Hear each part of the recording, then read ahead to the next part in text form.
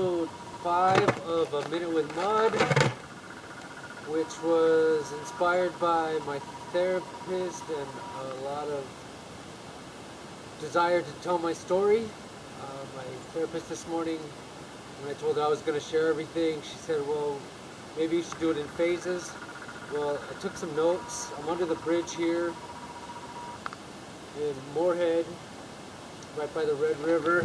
A whole bunch of beer cans and buckets.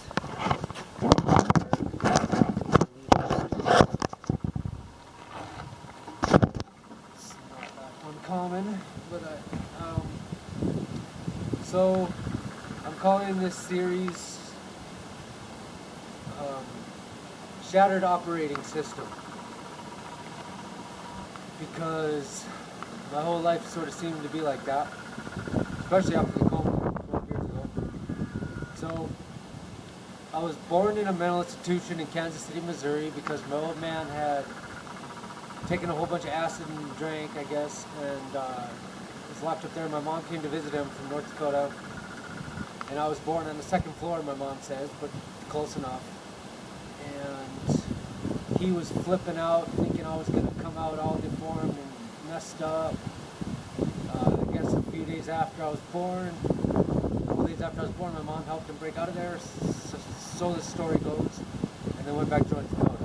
And that reminds me of, I've watched Fight Club many, many times, and there was one of the last times I watched it, he's like, I heard he was born in a mental institution. So I was like, whoa, wait a minute. So anyway, I felt compelled to do this, and share this story of mine, and at least from my point of view. And I've been feeling it for about a year now, and everything that I've ever expressed is based on cognitive bias, because when I woke up from my coma, I had no memory, no nothing.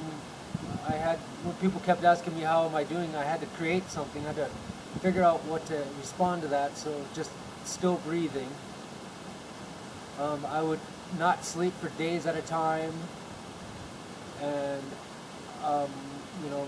after my mom convinced me to live, on my way back from Reno, and it was 4-day coma of meningitis, I was not on drugs at all.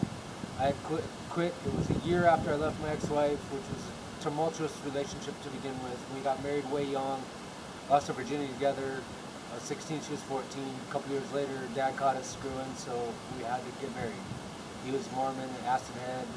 He helped start the Rainbow Family Gathering back in the day, all that kind of stuff. So anyway, I've lived multiple lifetimes, but just to get through the basics of it, the cognitive bias, and we're all hypnotized until we're 7. Basically, we're hypnotizable. So I've seen a lot of anger, negativity, hostility, alcoholism, all that. One of my first memories was being pulled up and down the stairs by my arms and my legs because I couldn't see my dad that day, and my mom had come to get him after a party because he was drinking, partying with his biker buddies and all that stuff. And then I saw my mom bleeding. It was dark, and she just turned away real quick, and they told me she had fell, which was a lie. So that was one of my first memories that I had to get over. The house still resides in Valley City, North Dakota, and they sided the house with new siding, so I didn't have to look at the old paint anymore, and that really was a relief on my system. So anyway, we're hypnotized until that age, and Indigo children, I looked at this video today about indigos, and if I was an indigo, which some of them say we all are, but we've been distracted or disconnected from it, I was an angry indigo. I seen a letter that my uncle, he wrote to my mom saying, good luck or congratulations on your pregnancy, on your new birth, because my little sister, so me and my little sister are the blood of my mom and my dad. I have a stepbrother and a stepsister as well. Because he's angry or something like that. I hope he's easier to deal with than Dusty, because they call me Dusty. Anyway, my nickname of Mud became when I was looking at a puddle of mud when a 9-year-old asked me my name, and I knew I wasn't going to tell him my name, so I just said Mud. It was just serendipitous, said Mud. And he believed me. He's like, your parents really named you Mud? So I adopted that name as AKA when I was dealing drugs back when I was 16 to 18. I quit after we got married. We were sober for a couple years. We tried the marriage thing, but we were just too young. We had our own house. And then that caught fire, the cat died, the fire, all that. And traded the house for a motorhome because it was salvageable. And then ended up getting divorced and traveling and just a lot of craziness.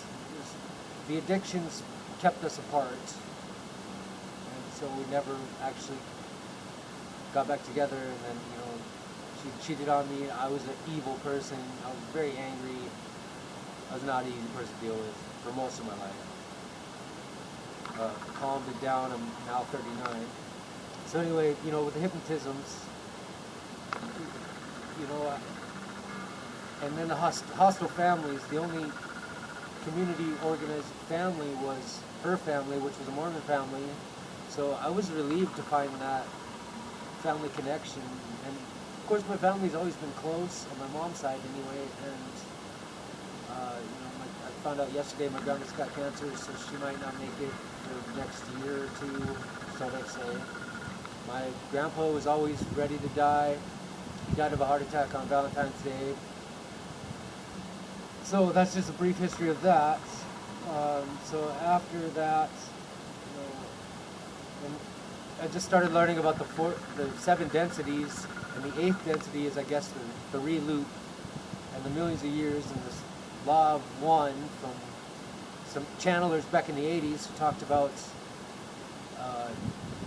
Ra, the god Ra, or some Ra from the Egyptians area.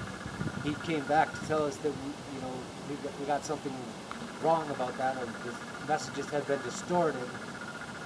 And it's weird because the first dollar I spent at a thrift store, when I was walking by looking at all the novelties, wondering why do people do this? This is insane. Without even knowing what was going on. I purchased a Eye of Ra necklace that I lost at Shangri-La a couple years back, 2018 I think it was, one of them years. And I was happy to leave it there because it was 10 years after. And I had a shirt that said Unlearn, that was spelled wrong. I guess that's a band from Fargo. A lot of people were always wondering about it, but I was like, yeah, I was unlearning. I was learning and unlearning. It was like I have 3 lives. Like, that life, 26 years, and then coma, reset, new life. So I had both sides. It took me 2 months, at least, once I got back for my ego to come back, and the more I said don't come back, the more it would. I had gotten my first apartment a couple months after my coma because I didn't like living in Fingal, North Dakota, where I grew up. We played by Fingal rules. It's a small little town. Cops took 20 minutes to get there. There's a village. It's actually considered a village. Less than like 100, 200 people at the most. Less than 150 people, I think, or 200 is a village. Anyway, I forgot to turn the bathwater off when I left, and I left for quite a few hours, came back, the water was pouring down, the old lady in the bottom of her house was freaking out, and it was all over, I'm done with then. I remember her daughter was like, you could have killed her, because she has a lot of health issues and the stress, and her husband just gave me a look like, don't pay attention. I had no idea what was going on. So during my first year, and then my mom convinced me to live again because I was scared. I did not want to live again. I don't know where I went during my coma. 6 years or so after, I had a bright flash of light, a millisecond of it, that I was the light. You can't see this light because you are it. And that's all. That's all I remember of it. Doctors were really surprised that I came back, all that kind of stuff. Anyway, so then I kept on asking and asking, why stay here? Why do this? I made a fake house in the hills in Montana, which, years later I was going to try to buy Potosi Hot Springs but that fell through. That was not meant to be. It's one of the cleanest hot springs in America as well. It's on Airbnb, if anybody knows. Anyone wants to know. But what came to me was to create as much harmony as possible before I die again, and that resides at my core still. So during phase 1 of waking up from my coma, I was super humanitarian. I was like, I'm gonna make, the next question was, how do I do that? Make as much money as possible. The logical answer to that question. So I found out from my old business people, because I had done some real estate before that. I was a loan officer at one time, but I quit because they were just ripping people off right before right before the crash, the mortgage crash thing. Anyway,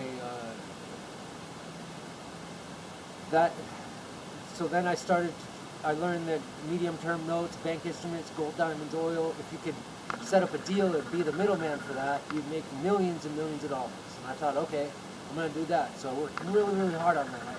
I ended up incurring about 3,300 business people. I was trusting about everything. I stopped having people sign non-disclosure agreements, all that kind of stuff. I just trusted. I got close to doing a deal, and years later, disgruntled ex found out I was trying to escape from where I was, because it was a couple years after my coma. That's a different phase. I'll go on that later, but now I'll get deleted anyway. So I kept working on that, and then my friends got me back into drinking, so I was making really dumb choices. I was in the bars. I was 28 years old, 27, somewhere in there, and I was good looking, and I remember going through the checkout store, and I caught a glance from the girl. The girl was really into me, and I was scared. I didn't know what to do, because I had no memory, no nothing. The most common sense things I had no idea about. And then when I learned them, I'd forget them right after. So I'd have to learn them years later, to where I was like, I wish I'd have held on to that one, and it saved me a lot of trouble. So anyway, I decided to stop looking good. So I shaved, I grew my hair long, or I didn't shave, I grew my hair long, I didn't wear healthy clothes, like I didn't want to look good anymore. And if you think about the homeless people that I've met and seen plenty of times, a lot of them, you think, oh, they got problems. They don't want you around them, okay? That's basically it. They don't want to be bothered. They've got mental issues, they've got problems, and so that's a reason why. So don't be so judgmental. And anyway, so the drinking, I'd be in bars, and the girls would be all into me, the guys would be jealous, and they'd be all trying to fight with me. Well, one time I remember I had like 6 to 8 guys wanting to really beat the shit out of me, and I was up against the wall, and all I could do was freeze in a way, but I was in such a state of love and truth that I was just trusting love and truth, and I spoke back to them. I didn't shy away or anything. I didn't stand up either, but I let them know why do you want to beat me up kind of thing to them, and they left me alone. I mean, I was shocked how they didn't swing, they didn't slam on me, nothing. So that's where I got, can't cheat truth, won't harm love, and I've tried to live by that as much as possible. Other times, someone grabbed the hat that my mother-in-law made for me, and they ran away with it because they thought, oh, you're a homo or you're gay or something, and threw it in the toilet. And I remember getting bounced around in the toilet, but it was just defense energy, and it protected me. Another time was oil pipeliners. I was having a great time in the bar, and I'm drunk, so I have no idea what I was saying or doing. I didn't think I was offending anybody. They got upset with me, jealous or something. And so I was hitchhiking for a ride from the one bar to back into town, and one of them, a little guy, came out of the bar and told the other guy, or out of the car, they pulled over, got out of the car, pointed to the big guy and said, beat him up, or something like that. And so I turned over briefly, and I got smacked pretty hard, And all I remember was waking up in the ambulance. I guess somebody found me laying on the side of the road, called the ambulance. I had a whole bunch of, I had like gravel in my eye, and they were asking me, I was like, what's going on? And waking up drunk, and they asked me if I wanted stitches, and I was like, no, and I just passed out. And, you know, eventually I was okay with that. They brought me to the hospital, had the CAT scan and all that stuff. But, another time was a homeless dude was locked out of a place, and I had my computer and my stuff in the guy's apartment, and he said I could come back, but he had ended up locking this other guy out, so and I kept talking and talking, because I would talk. He ended up jumping on me and pounding the shit out of me. I think my jaw got beat up. Just a lot of those confrontations because I wouldn't fight back. My cousin one time was like, my dear, you're going to eventually have to learn how to fight back. I have yet to fight back. I have yet to get an actual fight with anybody.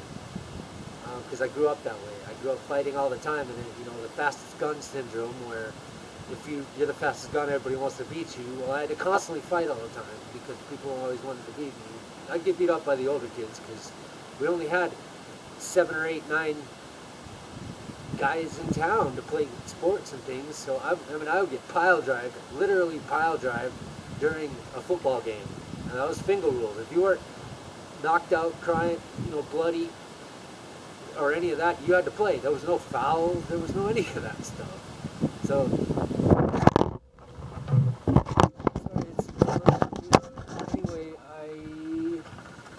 So I realized that I wasn't going to be able to make it in Valley City. I'd been in there, and so I decided I'm just going to go homeless. I can't fit into this society. I can't fit in with any of these people. And it was scary at first. I called, I checked, you know, all that stuff. But then when I went homeless in Valley City at the New Life Center, it was a little over a year afterwards, and I realized these people are people. They have talents and skills and beauty to them, even if it's not the right, like the typical kind. And this was, you know, 11 years ago or so, and so people were a lot more, the stigma on homeless people was a lot bigger than it is now. And then one day when I was riding the bus, everybody was saying thank you and have a good day, and I was in a perfect state of mind, or perfect, whatever you want to call that. I was, you know, I was in my state. I was there. It was a beautiful day, and so I decided to tell the bus driver, you have a perfect day. And this gleam came across his eye, and I thought, wow, okay, something like that. That might be part of it, because I wanted to build a business model based on Mother Nature or something. And so it was Planet Perfect Days at the time. It changed into Project, or it was Project Perfect Days, just saying, now it's Planet Perfect Days. But then somebody told me about Project 50/50, and this woman that's going on knocking on doors and asking more advantage for anything they could spare for the disadvantage. Then she'd fill up her truck and give it away. She put collars, did all that. There's a blog on there. I'll make sure to post that this time. And so then it was that, and I thought about building a luxury homeless shelter just to change people's point of views. Just a lot of different changes happened. And then 10 years after that, like last year, it's a whole different phase. So I'm going to stop this one soon. But then I decided to go back to the homeless after I left my ex, which, you know, going along with generational curses and, you know, what do they call them? Karma, or whatever, however you want to state it. So I dealt with a lot of domestic situations. I've been in a lot of trauma bonding relationships, and that goes along with last year at Project Earth at Harmony Park. Wikifoot puts those shows on. It's a band, Wikifoot. And I had met up with my ex's oldest child. She was 7 at the time, and she was talking about how she has 4 boyfriends, and so she is a juggler. my ex was a juggler, juggling different relationships, I'm pretty sure. I think she was with me in confidence for a while, but I have no idea, because the confessions she gave me were pretty rough. It cut me deep. But it correlates with, in the confirmation bias standpoint, sense of it, it correlates with her mom being born poor and struggling and juggling other guys too. So I feel like I'm through with being taken advantage of or being attracted to these toxic situations. They're not the people. I've never hated the person. I've hated the circumstance and the situations. I've not even hated. Hate's a hell of a word. I've been disgusted by it and hurt. It just hurts. So yeah, that's phase one. And then after I was homeless for a little while, I got in an online relationship with a poet for Plenty of Fish. And I didn't know anything about relationships. I hadn't been with any girls. I was scared to be with the girls. In fact, one time in the bar, I actually was questioning it to my buddies. Well, what if, if somebody if you put your dick in a girl's mouth, doesn't they want to bite it like food? I was really concerned. I was seriously questioning that. It's a little embarrassing. But I did ask some girls, and they just laughed and said no. They kind of confirmed with me, affirmed that it was a no. And so, that was helpful. But anyway, I got with this girl in Salt Lake, and I spent about a month there with her in her apartment, and I was still drinking and doing dumb things again. And she had "No Good Deed Goes Unpunished" tattooed across her chest. And I think she said from Rent, the movie Rent, she got it from. She was an awesome poet. She's won awards for that stuff. And I started doing slam poetry, or reading poetry, going to poetry readings, things like that. And I had recorded all of my old poems and all that. I can put a link to that. Some of them I'm really proud of, and listening to them years later, they were just for healing from my ex, because I thought we were married when I first woke up. I thought we were still married. I didn't know what was going on. But it was interesting how it's kind of like a precog, premonitionary situation for me. And that only didn't last long. Then I went homeless, and that was my first that's still part of my first humanitarian force, like a push to be super humanitarian. And that's where I also met the guy that said I could live with him in Hawaii a few years back. When I ended up getting off the plane, I bought the ticket and everything, got on the plane, and everybody tells me, it's common sense situation is might want to check with them before you go. And I was like, no, I already bought the ticket, I'm going. And anyway, I got off the plane and no answer. So I spent 30 days in Honolulu, on Oahu, on the island of Oahu, homeless, and sleeping on the streets. The bed bugs, that's the first place I ever got bed bugs.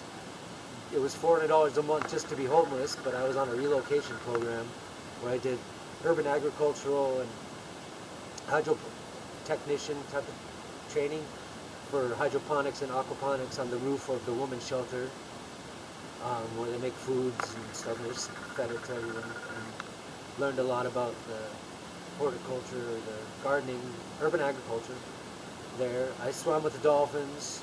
I had my second homosexual experience there from someone who just picked me up off the street thinking I was younger. Ditzy situation. I got to meet Mike Love for the second time in a bar. I believe that was 2016. It had to have been, because that was the first time I went to Shangri-La at Harmony Park. And talked to him. He remembered me and asked me if I had a website and stuff, but it still was too soon.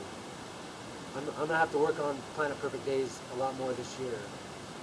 So that's what these are all about, kind of, too, is to get my confidence levels back And anyway, it was amazing seeing only like 8 people in this bar dancing to Mike Love doing his thing with barefoot all by himself. The guy's amazing. So then my wallet got stolen because I was giving this homeless guy one of my business cards that I had made up, and it got stolen that day that I was leaving on the plane. So NSA, I had to call NSA, answer a bunch of questions just to get on the plane. All I had was my urban agriculture certificate with my name on it. I finally got on the plane, I had to run. And to get it, I seriously kissed the ground when I got back to Portland, Oregon. And then I hiked 40 some miles or so, and then caught a ride on the old Columbian Highway, and got a ride back to Hood River where I had gone years prior. So I don't know, it's kind of bouncing around story. The timeline is a little bit of a bouncy thing, but so to go back to being super humanitarian at the time, and totally unaware of how people are. I mean, the first time somebody lied to me back a few months after my coma, it took me 2 weeks to get over it because I could not believe at all that we would do that to each other. I thought we were all one, we're all connected. It became a codependent situation, but also a giving situation, like the 4th density out of the 7 they talk about is a choice of service or self-centeredness. So that's why they say in 2012 we became in the 4th density. That's why we have this narcissist problem that's going on. But I've always been a giver, and it's only been a year and a half since I've actually consciously focused on taking care of myself. And at times it's felt horrible because all I want to do is help people. I don't understand it, kind of thing. Indigo. I don't know any of that. But anyway, I met this guy when I was homeless there in Salt Lake, and a couple of buddies. We would hang out and drink together. Teflon chickens came because it was a have to laugh or die situation. It was a have to laugh situation. Like, it was too painful. I just had to laugh. So we were talking about God, the makings of things, and the source of it all. And all of a sudden, it was just like, it's like the Attack of the Teflon Chickens. And we laughed hard on that one. So that's where that came from. And like, you'll never see any of the stuff on HBO or CNN or Showtime that you see in the shelters. You never hear that kind of humor. Even in Moorhead here at Churches United, people, they'll just come up and they'll make the craziest jokes just to laugh it out, just to have to laugh, like an honest medicine situation.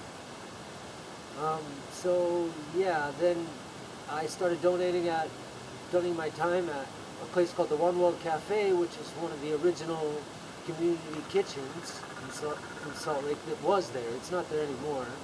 And then finally, after all these years, I found one in Fargo called the Heart and Soul Community Kitchen. And Leola,